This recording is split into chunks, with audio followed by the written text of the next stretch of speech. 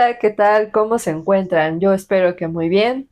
Sean bienvenidos a este episodio número 2 de la temporada 2 del podcast Estudio Complexus. En esta ocasión vamos a estar hablando acerca de lo que es el diseño universal y un poco pues ver de qué trata todo este tema, las personas involucradas en ello. Bueno, les recuerdo que mi nombre es Jimena y me acompaña mi queridísimo y estimadísimo Carlos. Hola, ¿qué tal a todos? Sean bienvenidos también a este nuevo episodio de Estudio Complexus. Sí, como dice Jimena, vamos a abordar el tema de diseño universal. Eh, Justamente este tema es muy relevante hoy en día, sobre todo para tratar de hacer pues ciudades más amigables para todos en general. Sí, podrías comenzar hablándonos un poco acerca de los antecedentes, por Claro, ejemplo. claro, los antecedentes siempre son importantes. De hecho, cabe señalar que hasta mediados del siglo XIX, de hecho a las personas con capacidades diferentes, pues, Bueno, antes de que continúes, no se dice capacidades diferentes. Eso quiero que de una vez enfatizarlo porque muchas personas creen que se refieren a las personas con discapacidad física de una manera como más, menos agresiva, por decirlo así, como diciendo capacidades diferentes, pero capacidades diferentes todos las tenemos, o sea, se tienen que decir las cosas como son. Les voy a dar ejemplos, o sea, por ejemplo, no está bien decir que es una persona que está enfermita, que está incapacitada, que tienen una capacidad diferente, o por ejemplo decir que está lisiado, que está paralítico, que está cojo, que está tullido, que está inválido, o sea, son personas con discapacidad. O por ejemplo, se dice persona con discapacidad visual o simplemente pues que es ciega, ¿no? O sea, no se pone un artículo antes como el ciego. O por ejemplo, pues quienes nacen con alguna discapacidad, no se dice que es un defecto de nacimiento, se dice que es una discapacidad congénita. Así es como se tienen que decir las cosas. Y de hecho, este término que amplió Carlos es una moda que vino a darse a raíz del año 2000 más o menos, pero, o sea, son, pues malas modas, o sea, porque realmente no es correcto hacerlo así. es muy interesante lo que nos comenta Jimena. De hecho, bueno, me incluyo dentro de las personas que desconocen un poco sobre todo la cuestión de la terminología, porque hoy en día también se hace mucha referencia a lo que tiene que ser políticamente correcto y a veces unas cosas sí lo son, otras no lo son, entonces llega a ser muy confuso. Bueno, Ujú, sí, retomando un no poco sé. la temática, ok, se referían a las personas con discapacidad. eh, a mediados del siglo XIX, realmente a estas personas ni siquiera se les tomaba en cuenta en la sociedad, o sea, eran completamente excluidas.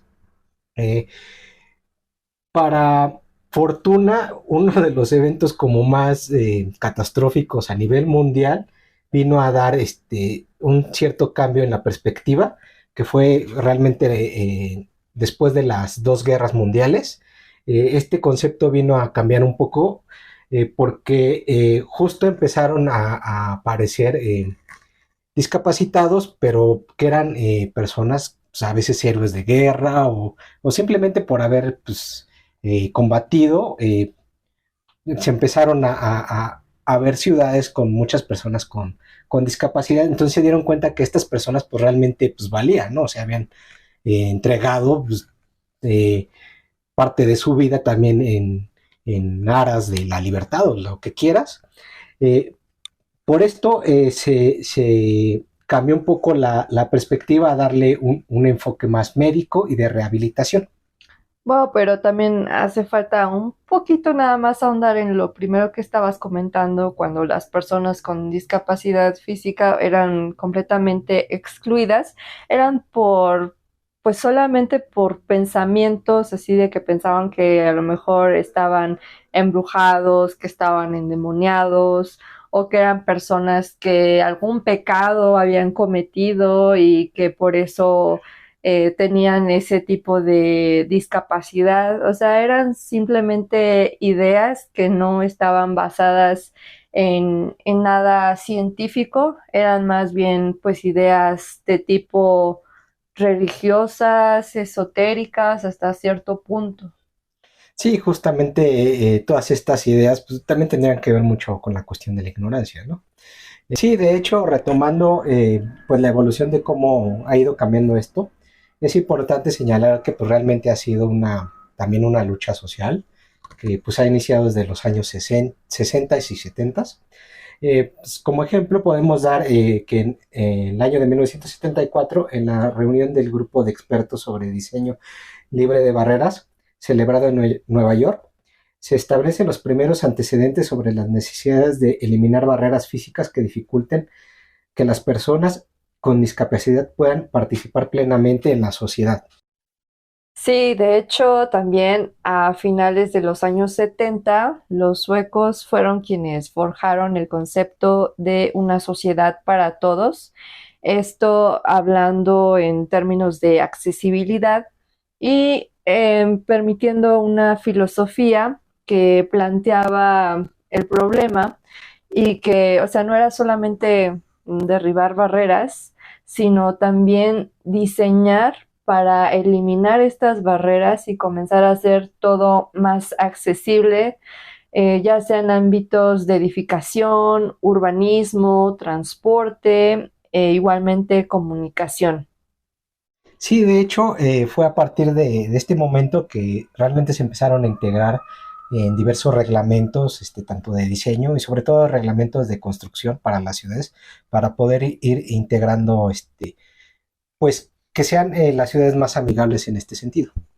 Sí, de hecho, bueno, aterrizando un poco datos ya a nivel, pues, México, o sea, sí existe el reglamento de construcción en el que te establecen ciertas cosas o espacios mínimos para las personas con discapacidad y pues, o sea, es prácticamente una imposición, o sea, si no se cumple, realmente no se puede llevar a cabo la edificación, aunque, bueno, a veces también desgraciadamente la corrupción no ayuda mucho y en ocasiones eso no sucede. Eh, sí creo que, o sea, se ha mejorado esta situación de la inclusión de las personas con discapacidad, pero todavía seguimos siendo una sociedad bastante fría y poco empática con las personas. De hecho, hace poco me topé con una frase que dice que si uno diseña para una persona joven, va a excluir a muchas personas ancianas, ¿no?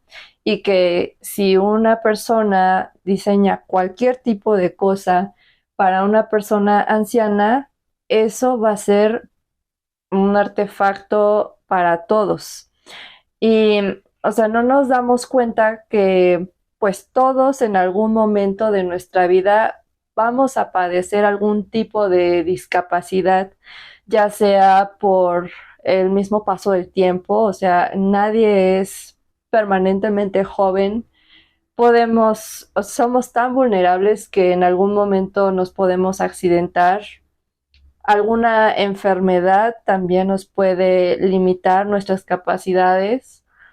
Eh, incluso, no sé, las mujeres embarazadas, hay algunas mujeres que pues tienen más complicaciones durante su embarazo, lo que también no les permite llevar como su vida normalmente debería de ser. Eh, no sé, o sea, hay muchos momentos en la vida de todas las personas que nos vamos a ver limitados y tenemos que pensar en esas personas. Y también retomando un poco un episodio en el que hablamos acerca de la movilidad en la Ciudad de México, muchas veces uno como peatón, digamos, promedio, que tiene sus facultades bien, eh, te das cuenta que no están pensando en ti como peatón porque te dan tiempos bastante cortos para cruzarte una avenida peligrosa o ni siquiera existen los pasos peatonales. Una persona anciana, una persona con alguna discapacidad, todavía tiene más complicada la cuestión de la movilidad. Entonces, nos hace falta mucho ser empáticos con todas las personas.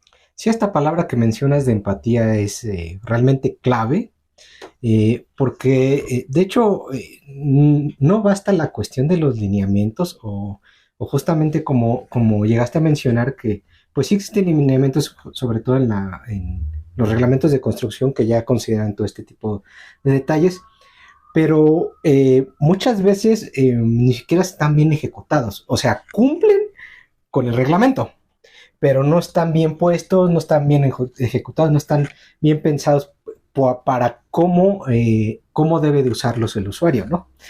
Un ejemplo que me viene aquí a la mente así rápido, de hecho es relativamente reciente que han tratado de hacer más accesibles las estaciones del metro.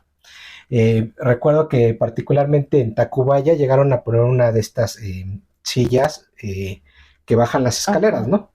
Y ok, la silla funciona bien, pero les valió gorro todo lo demás del entorno. Entonces, mientras no controlaran el entorno, que seguían poniendo un montón de ambulantes en las mismas Ujú. escaleras que simplemente obstruían el paso de la silla, pues eso jamás iba a funcionar y pues no, o sea, realmente nunca terminó de funcionar, pero vaya, o sea, también esa es una cuestión de empatía de las personas, ¿no? O sea, de que, pues, ¿por qué sé que ponen en ese lugar para obstruir el paso, ¿no? Justamente por eso creo que este concepto es muy fundamental y muy clave, porque no basta nomás como poner las reglas, ¿no? Sí, y bueno, o sea, regresando a datos pues relativamente recientes, por ejemplo, para que se den cuenta, el INEGI en el 2014 menciona que 6% de la población mexicana manifestó algún tipo de discapacidad. 6% a lo mejor no representa un gran porcentaje, pero en números son 7 millones de personas aproximadamente, lo cual pues ya es algo más considerable. O por ejemplo, mmm, también para que quede pues más ilustrado, 19 de cada 100 personas padece algún tipo de discapacidad. O por ejemplo, las principales causas de discapacidad son las enfermedades en un 41%, la edad avanzada es un 33%, por nacimiento 11%, accidentes 9% y violencia llega casi al 1%. Entonces, nosotros estamos involucrados en cualquiera de estos porcentajes. Sí, de hecho, bueno, esta idea de la accesibilidad y todo esto realmente ha ido evolucionando, porque digo, iniciamos hablando de las personas con discapacidad, ¿no? En cierto punto de esta plática, pues Jimena ya nos mencionó que no nada más es tomar en cuenta a ellos, o sea, uno mismo puede llegar a estar en estas circunstancias, e inclusive por cuestiones de edad, ¿no? Pero de hecho fue hasta apenas en el año de 1982 que en el Programa de Acción Mundial para las Personas con Discapacidad en las Naciones Unidas se instaló apenas el concepto de accesibilidad física integral, que o sea, aquí la idea es que los espacios puedan tener acceso realmente a todas las personas, no nada más a las personas con alguna discapacidad, ¿no? De hecho, este concepto después se evolucionó y en 1989 el arquitecto Ronald L. Mays propuso cambiar el concepto de accesibilidad física por el de diseño universal. O también lo asocian con diseño para todos, ¿no? Sí, también. sí es un sinónimo. Y él también es considerado como el padre de ese término de diseño universal. Él es arquitecto, diseñador de productos y asesor en materia de accesibilidad. Y este mismo personaje creó 7 principios para el diseño universal. Sí, de hecho el primero sería igualdad de uso, que tiene que ver más que nada en que el diseño debe ser fácil de usar y adecuado para todas las personas independientemente de las capacidades y habilidades. El segundo tiene que ver con la flexibilidad. El diseño debe de poder adecuarse a un amplio rango de preferencias y habilidades de los individuos. El tercero tiene que ver con el diseño tiene que ser simple e intuitivo. El cuarto refiere a la información que sea fácil de percibir. El quinto punto refiere a que el diseño debe ser tolerante a errores. Esto quiere decir que el diseño debe minimizar las acciones accidentales o fortuitas. El sexto tiene que ver con que el diseño debe de poder ser usado de forma eficiente y con un mínimo de esfuerzo posible. Y el séptimo tiene que ver con las dimensiones apropiadas, es decir, que los tamaños y los espacios deben ser apropiados para el alcance, la manipulación y el uso por parte del usuario. Sí, o sea, realmente pues es una serie de requisitos que, o sea, sí te ponen a pensar y a veces lo malo es que no tenemos como un punto de referencia para saber cómo hacer las cosas. O sea, realmente a veces hace falta ponerse uno literal en los pies de la otra persona. A lo mejor les pueda sonar un tanto burdo, pero alguna ocasión yo tuve una capacitación referente a personas con discapacidad y nos hicieron como ponernos en los pies de otra persona. Y en mi caso, no recuerdo bien como yo a qué tipo de discapacidad representaba, pero pusieron en la planta de mis pies, en mi zapato, varias semillas. Entonces, con eso tuve que yo caminar eh, por un rato durante, o sea, por 3 pisos en un museo. Y, o sea, uno a lo mejor pensaría que eso pues no te afecta en nada, pero conforme yo iba caminando con esas semillas, cada vez estaba sintiendo mayor pesadez en mis piernas y me estaba cansando de caminar. Entonces, es hasta ese momento en que uno puede a lo mejor comprender, ¿no? O sea, en este caso, pues yo no podía como caminar a mi velocidad habitual, ¿no? Pero a otros compañeros en ese entonces, pues también como que les inmovilizaron una pierna, les colocaron como unos palos, de madera así para que no pudieran caminar, a otras personas les taparon los ojos o cosas por el estilo, representando distintas discapacidades, y a todos nos pusieron a recorrer el inmueble. Y, o sea, pues todos tuvimos experiencias sensoriales bastante diferentes, pero es hasta ese momento en que realmente te pones a pensar, ¿no? O cuando te accidentas desgraciadamente y si tienes que usar muletas, si tienes que usar silla de ruedas, o cualquier otro aditamento, pues igualmente es hasta ese momento, desgraciadamente, en el que puedes a lo mejor un poco entender a la otra persona. Sí, lo que nos comentas, Jimena, es muy interesante. Creo que esta experiencia, bueno, le serviría mucho a A que los la pudiéramos, diseñadores sí, que la también, pudiéramos tener como en sí. general, ¿no? O sea, como para darnos una idea, sobre todo para la cuestión también de diseñar, porque, bueno, hay veces como que tienes como una idea, o ya no, digamos, que en muchos despachos que nomás es como cumplir con el requisito y ya, ¿no? Ujú. Pero bueno, de hecho, retomando el tema de, en específico, la cuestión del diseño, pero por ejemplo el diseño urbano y diseño arquitectónico, que bueno, es lo que nos compete un poquito más a nosotros, hay ciertos aspectos que, bueno, se tienen que tomar en cuenta. Por ejemplo, uno de ellos es la cuestión de la maniobra, o sea, los espacios, Ujú, cómo vas a maniobrar. Eh, Sobre todo, por ejemplo, también si hay alguien con silla de ruedas que tenga el espacio suficiente para poder hacer una vuelta. Este, Otro punto importante es cómo vamos a salvar ciertos desniveles, ¿no? Muchas veces en los diseños, inclusive, se pueden omitir ciertos escalones y hay veces que se ponen hasta por puras, rampas, ¿no?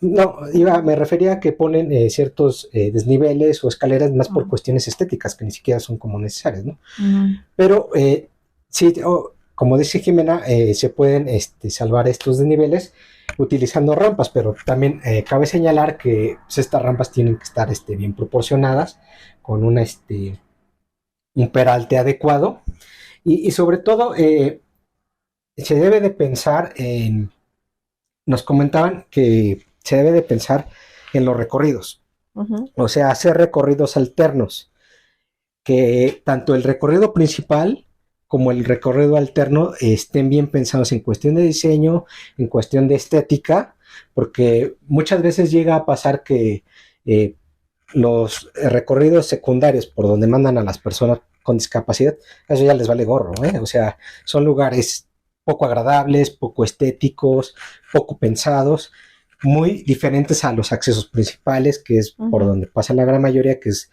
donde están estéticamente más agradables, ¿no? O sea, en este caso, la cuestión del diseño tiene que ser equitativo en ambos casos, ¿no? O sea, pensar en este aspecto de tener dos circulaciones eh, que puedan servir a ambos, a Usuarios, ambos ¿no? usuarios. Ujú. Otro aspecto importante también tiene que ver con la cuestión de percepción de los espacios. Nos recomendaban la cuestión de diseñar pensando por lo menos en dos sentidos. Por ejemplo, tomar en cuenta aromas y sonidos, los cuales le pueden servir como referente a las personas ciegas o con dificultades visuales. Otro punto importante, sobre todo para los diseñadores urbanos como arquitectos, es evitar siempre hacer los espacios demasiado complicados o laberínticos. También evitar la cuestión de los obstáculos y tomar en cuenta sobre todo las referencias en el camino como marcas o texturas en los pisos, las cuales funcionan como referencias táctiles. Sí, todos esos requerimientos que nos menciona Carlos son importantes y creo que se deberían de implementar en cualquier obra pública, este, a nivel ya sea escala de arquitectura o urbanismo, para que pues, las personas con discapacidad física puedan pues sentirse libres y puedan hacer uso también de los espacios porque todos tenemos pues los mismos derechos. Sí, de hecho, todos estos puntos deben de ser aplicados de forma adecuada, porque pues vemos tanto buenos ejemplos como malos ejemplos de la ejecución, por ejemplo, de rampas en las aceras públicas que están súper mal hechas. De hecho, me recordó un buen ejemplo, creo, de diseño urbano en cuestión de las banquetas, fue el que hicieron en la calle de Mazarik. Mm. En la reciente, bueno, no reciente, ya tiene rato la remodelación de toda la calle, que de hecho ahí lo interesante es que prácticamente toda la banqueta está a un solo nivel y los que tienen que hacer el cambio de desnivel en realidad son los autos en los cruces, no los peatones, no se tienen que bajar en ningún momento. Ese me parece una muy buena solución. Sí, desgraciadamente son pocos porque si uno transita las calles como peatón, se dará cuenta que existen lugares en los que ni siquiera existen las banquetas, ¿no? O banquetas que son excesivamente altas, ni siquiera tienen un peralte como de un escalón que debería de tener aproximadamente 17, 18 centímetros de altura como máximo, sino que son casi como dos escalones juntos o hasta más y complica demasiado pues la movilidad. Sí, otro punto importante que creo que debemos señalar en la cuestión de las eh, aceras públicas es que desgraciadamente aquí en México pasa mucho que dejan tropezones. O sea, que ya quitaron una lámpara y dejan por ahí el tornillito, dejan cosas que les parecen como muy insignificantes, pero realmente ocasionan, terminan ocasionando accidentes. Y creo que se deben de fijar muy bien en esos detallitos. Sí, y bueno, creo que por el momento hemos abarcado pues los puntos que queríamos comentarles a ustedes. Ojalá que pues se hayan sensibilizado también un poco para que quienes se dedican a cualquier tipo de diseño pues comiencen a implementar este tipo de requerimientos o lineamientos que son muy importantes y pues sobre todo creo que lo que a mí me gustaría que se quedaran es con la idea de que todos, todos podemos tener cualquier tipo de discapacidad. Entonces, tenemos que aprender a ser más empáticos con las personas que desgraciadamente padecen algún tipo de discapacidad física. Sí, Jimena, lo que nos comentaste es muy importante. Y bueno, pues esto ha sido todo en este episodio. Les agradecemos mucho que nos hayan escuchado. Y pues no nos vamos sin antes comentarles que nos visiten en nuestra página que es estudiocomplexos.com. También ya pueden visitar nuestro canal de YouTube, donde ya tenemos este material para que puedan darse una vuelta. Y también, bueno, aparte de Spotify, nos encontramos en otras plataformas por si gustan checar algunos otros episodios. Igualmente, ya saben que estamos al pendiente en cualquiera de nuestras redes sociales en donde nos encuentran como Estudio Complexos. Estamos al pendiente de ustedes y nos escuchamos en nuestro siguiente episodio el próximo martes a la misma hora, en el mismo canal. Y hasta luego. Hasta luego.